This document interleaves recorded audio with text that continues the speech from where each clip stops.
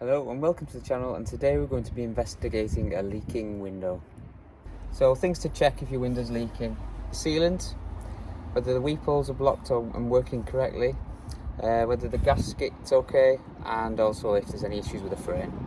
So in this video, part one, I'd like to focus on the sealant because we've got some bus sealants. I'll show you that in a minute. On part two, I'd like to show you how to check and clear the weep holes if there are any issues. Yeah, so if you can, bear with us with the camera footage because we're quite high up here. I'm just going to quickly look at the sealant and have a quick scan around the frame. So first up, we're just going to look down the sides. And when we look down, everything seems in order there, but where it meets the brick here. Along the top, you can see there's a couple of issues here. Unlikely to be the main culprit of this one, but we can redo that anyway. And just looking round, when it meets the wall, it seems okay.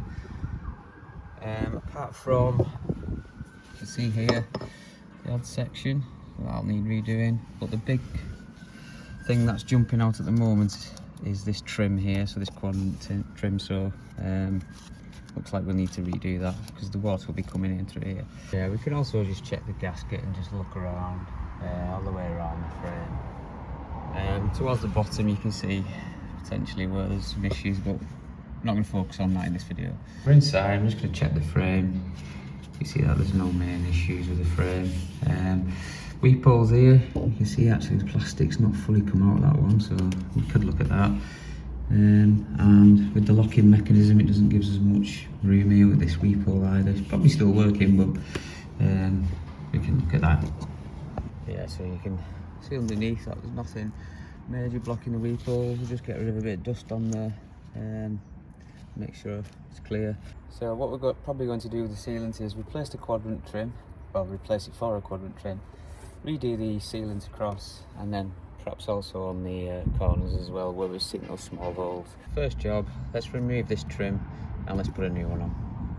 There's a number of tools you can remove the adhesive. I'm just going to use a range of different tools depending on where it's at. But first thing we're going to do is score it and take the trim off. Just score it down. That's not bound anymore. Okay. Let's redo this corner over here. There we go. You can see that any water that runs down the back of there is likely to enter here and go in. We've got a leak on our hands, so let's take this off. I'm going to use a new trim because I've got some spares in the loft. So just brush all this away and clean it off, and I'll show you how we get the remaining adhesive off. Right, so I've just got a normal scraper here. It's quite sharp, you can turn it either way. And I'll just push this along slowly. And you can see how it's so old and brittle, that's coming off quite easy. If it's a bit more malleable, maybe a little bit harder work, but back the other way, work our way along. Bit off the bottom where it meets the concrete. There are specific scrapers these days, but you don't always need them. So we're just trying to take the rest of this paint off just to give it something reasonable to bind to. This paint scraper is good. So I've got a sample of the new quadrant trim here. I've just cut it off. I'm just going to see how that works. Looks like it should do the job. We're just going to slide that across and just check how it works. So it should be okay. I'm just going to measure the distance. Got the new trim. You can use the old trim if you like. So we'll just measure this. In terms of cutting, all we're going to use is a hacksaw, which is one of these things here. And we're just going to make sure that it's right now. Just a quick test to see how it fits. Let's stick that in. Remove that powder for a minute. Yeah, so just a quick note on the type of adhesive used.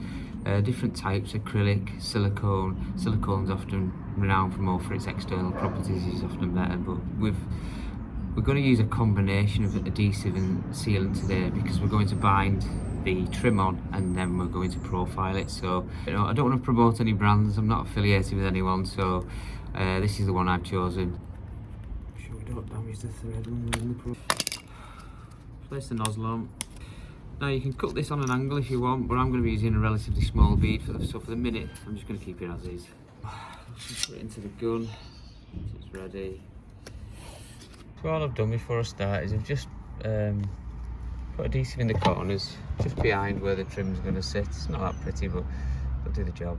So So all I'm going to do is run a bead down this side and a bead down the other side so we can bind it to the site. Struggling with the camera this eye, but I'll try my best to show you it.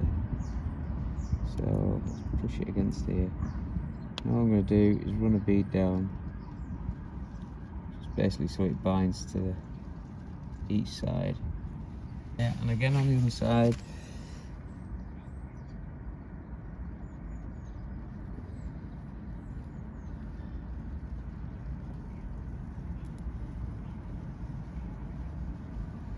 Right, so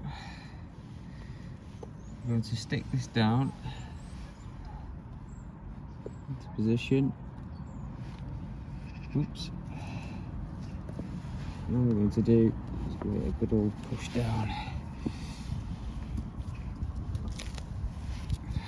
Just take my glove off a minute. Once we push that down. I feel like grabbing hold now already. We're going to put a bead down each side just to seal it. You can smooth it off with your finger, better off with gloves really if you do that, because it is very sticky. But today I'm going to use a smoothing tool, and all we simply do is once we've got it in position, we just profile it across and pull it across. I'll show you that now. So try and do it again without my hand in the way. Can you see that? Yeah. So let's try and put as consistent bead as possible on.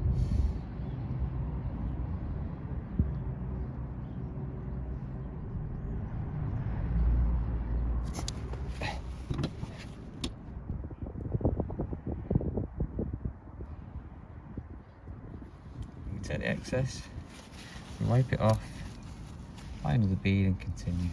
So I'll go again, try and move my hand out of the way.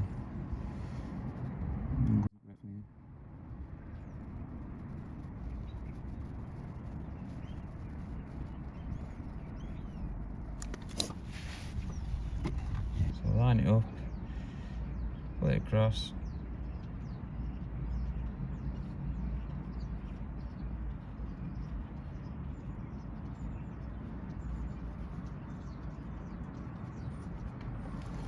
And wipe the excess off, and you can see there it's quite a smooth line. So hopefully you can see that there. And now I'm just going to do a bead along the bottom. It's a bit more of a rough edge, but it should still work. Yeah, so if you do overdo it a little bit like I've done there, I've ended up on the trim. There is this tool, you have to be careful, but which can pull that top layer off. It just means I've put too much adhesive on, so it's spilt over. Excuse us, this hard work balancing on this ladder with the camera. Let's try and show you this last bit then. So I'm just going to pull that across. I mean, you will find the surface is a bit more bumpy here because it's the bottom one. As we're doing it, keep taking the excess off.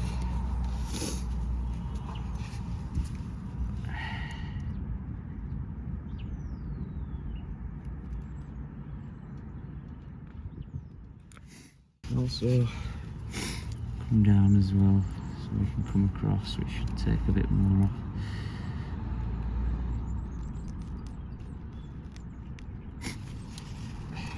Good.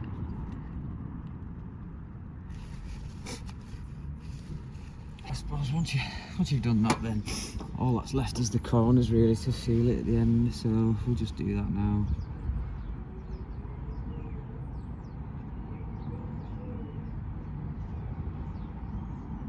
Just gonna pull it over.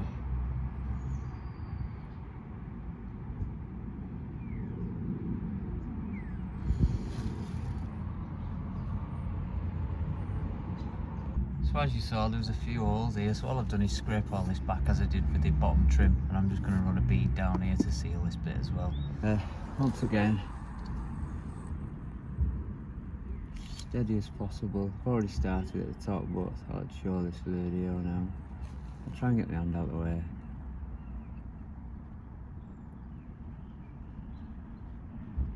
That's what we're going to do. Put it square and flush. And we'll just pull it up. Much smoother this one. And you just keep taking the excess off. Same as before.